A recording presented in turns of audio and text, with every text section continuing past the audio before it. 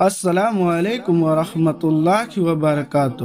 دوستو، میں امید کرتا ہوں کہ آپ لوگ خیریت سے ہوں گے۔ اللہ پاک ہم سب کو سلامت رکھے، خوش رکھے۔ دوستو، میں آپ سب سے ایک گزارش ہے کہ آپ سب نماز نہیں پڑھ رہے ہیں تو آج سے نماز پڑھنا شروع کر دیں، کیونکہ مرنے کے بعد پہلا قبر کے اندر سوال ہوگی من ربک کا، تمہارا رب کون ہے؟ اس وقت ہمارا نماز ہی کام آئے گی، اسی لیے پہلے سے تیاری کریں۔ چلیے شروع کرتے ہیں۔ بسم اللہ الرحمن الرحیم۔ باب 38 علم پوچھنے میں شرم کرنا۔ حدیث نمبر 106 ام سلمہ رضی اللہ تعالیٰ عنہ سے روایت ہے کہ ام سلیم رضی اللہ تعالیٰ عنہ رسول اللہ صلی اللہ علیہ وسلم کے پاس آئے اور معلوم کیا کہ اے اللہ کے رسول صلی اللہ علیہ وسلم، اللہ تعالیٰ حق بات بیان کرنے سے نہیں شرماتا، کیا عورت کو احتلام ویریہ پتن ہو تو اسے نہانا چاہیے؟ نبی صلی اللہ علیہ وسلم نے فرمایا ہاں،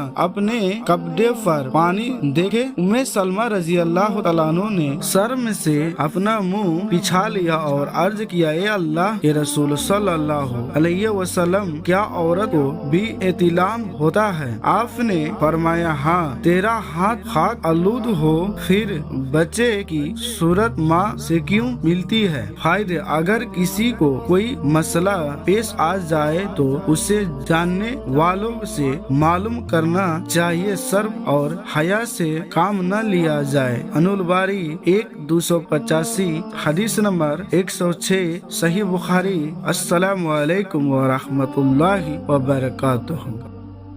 اللهم صل على محمد وعلى آل محمد كما صليت على إبراهيم وعلى آل إبراهيم إنك حميد مجيد.